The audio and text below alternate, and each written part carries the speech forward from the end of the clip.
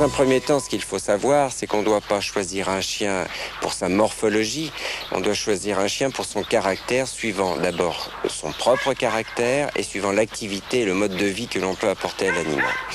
La morphologie étant tout à fait secondaire. Une fois qu'on a fait une sélection sur un type de caractère, on va choisir à ce moment-là une morphologie, parce que c'est vrai qu'on vit quand même avec le caractère du chien en majeure partie, mais la morphologie compte tout de suite derrière.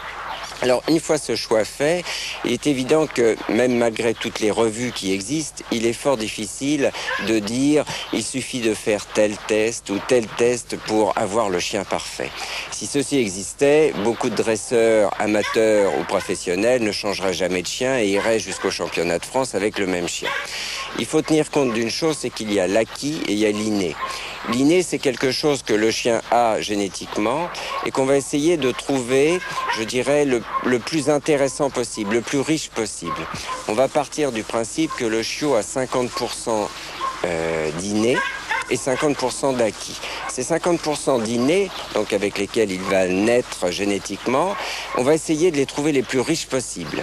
Donc, ensuite, on va rajouter l'acquis qui, lui, va être l'éducation toute simple de tous les jours, sans forcément être un dresseur, et après, le travail que vous allez pouvoir apprendre. Donc, on va dire qu'il y a une capacité d'évolution de la part de l'animal pour finir avec, entre guillemets, un produit parfait. On se doit de fournir un chiot simplement qui a 8 semaines parce qu'il a pu avoir ses vaccins. Alors, si l'on prend un chiot le plus tôt possible, on va, pendant cette période qui est entre 2 mois et 4 mois, où il y a encore un petit peu une phase d'inconscience, on va essayer de lui montrer un maximum de choses. C'est-à-dire qu'on a ni plus ni moins 2 mois de retard par rapport à un animal sauvage que j'aurais extrait tout petit de la mer. Et on va donc tout leur montrer.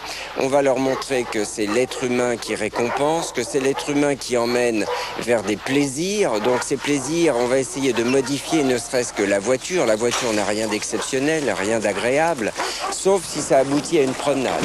Donc on va emmener systématiquement le chien pour partir à des promenades en voiture. On va lui mettre la laisse pour partir en promenade. Tout ça, ce sont des choses qui sont pas forcément désagréables, mais qu'on dévie par un plaisir qui va être tout de suite derrière. Alors, ce qu'il faut faire, tout petit déjà, c'est de le prendre, votre chiot, à 8 semaines, parce qu'on ne peut pas malheureusement le prendre avant, parce qu'on pourrait quand même avoir des satisfactions supplémentaires si on n'avait pas ce problème de vaccin. Et on va tout lui montrer, tout petit, le maximum de choses. On va l'emmener en voiture, en moto, dans le blouson, on va l'emmener dans la foule, dans les marchés, parce que les marchés, il y a encore la possibilité de les amener. Dans les grandes surfaces, c'était faisable dans le temps, maintenant ça l'est beaucoup moins sur le plan hygiène, mais les marchés, c'est plein d'odeurs, il y a beaucoup de monde. Quand c'est petit, les gens sont toujours prêts à caresser, donc le marché est très intéressant.